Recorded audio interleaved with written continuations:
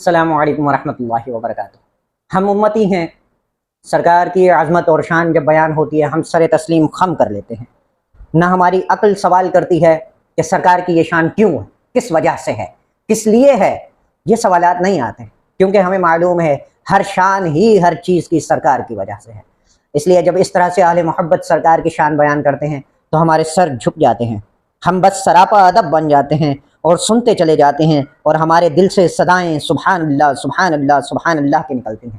بس ہمیں ہمارے حال پر رہنے دو۔ اس طرح سے آپ کا دل مانتا ہے سنو، نہیں مانتا دور ہو جاؤ۔ سنیں ذرا یہ محدثین نے اور ائمہ نے اور علماء محققین نے اس پر گفتگو کی کہ ایک طرف لیلۃ القدر کی افضلیت ہے جو 1000 مہینوں سے بھی افضل ہے، تو یہ سوال اٹھا ائمہ علم کے ہاں یہ جو لیلۃ المولد ہے، حضور کے میلاد کی رات، یہ زیادہ افضل ہے یا لیلۃ القدر؟ لیلۃ القدر کا جاگنا بھی جاگنا ہے اور اس کا بڑا اجر ہے، اور شب میلاد کا جاگنا بھی جاگنا ہے۔ اللہ کی عزت کی قسم،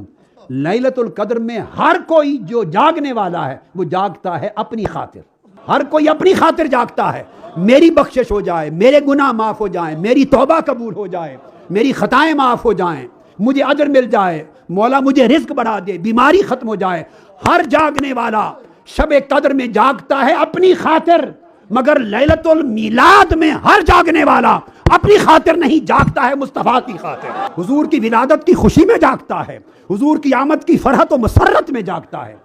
اب میں آپ کے شعور سے سوال کرتا ہوں، اپنی بخشش و مغفرت کی طلب میں ساری رات جاگنا خدا کو یہ زیادہ محبوب ہوگا یا مصطفیٰ کی محبت میں جاگنا محبوب ہوگا؟ تو کیا آپ کو محبت کے دستور معلوم نہیں ہیں؟ محبت کے دستور کیا ہیں؟ محبت کے دستور یہ ہیں کہ محبت کرنے والے کے محبوب کے لیے کوئی جاگے تو وہ اس کے ساتھ سب سے زیادہ خوش ہوتے ہیں۔ اس نے اپنا دستور بیان نہیں کر دیا، لا اقسم بہذا البلد وانت حل بہذا البلد، بے شک میرا گھر اس مکہ میں صحیح، مگر اس وجہ سے قسم نہیں کھاتا، اس وجہ سے قسم کھاتا ہوں کہ میرے محبوب کا گھر یہاں ہے۔ تو اس نے واضح نہیں کر دیا کہ اس کا دستور محبت کیا ہے؟ امام اسماعیل حقی نے روح البیان میں بیان کیا، امام ابن عابدین نے تنقیح الحامدیہ میں، امام سمہودی نے خلاصۃ الوفا میں، قاضی ایاز رحمہ اللہ تعالیٰ نے الشفا میں،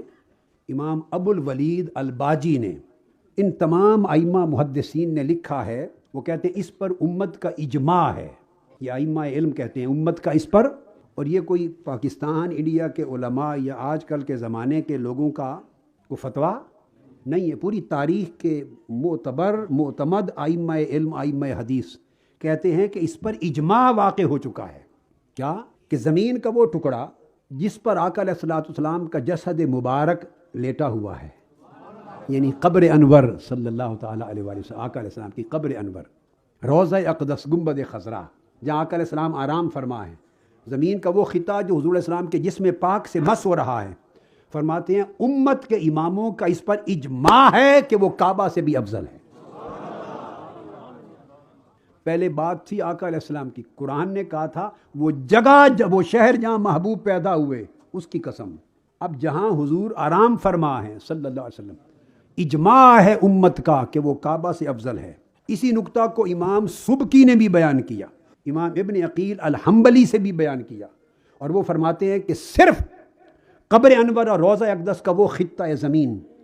جہاں آقا علیہ السلام کا جسد مبارک آرام فرما ہے وہ صرف کعبہ سے افضل نہیں، وہ کہتے ہیں اجماع یہ ہے کہ وہ اللہ کے عرش سے بھی افضل ہے وہ خطہ۔ امام قسطلانی فرماتے ہیں کہ یہ خیال اگر آئے کہ لیلۃ القدر میں تو قرآن اترا تو وہ افضل ہونی چاہیے رات یا میلاد مصطفیٰ کی رات، تو وہ جواب دیتے ہیں لیلۃ القدر کے مقابلے میں لیلۃ المولد حضور کی میلاد کی رات اس لیے افضل ہے، وہ کہتے ہیں کہ بھائی شب قدر جو قرآن اترا، قرآن تو عطیہ ہے جو مصطفیٰ کے صدقے سے ملا،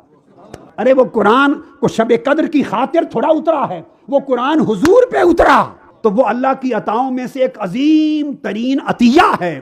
ارے جو عطیہ جس رات میں اترے وہ تو افضل ہو، اور جو اس عطیہ کا واسطہ اور وسیلہ اور سبب ہے جس رات وہ خود تشریف لائے اس کی عظمت کا عالم کیا ہوگا۔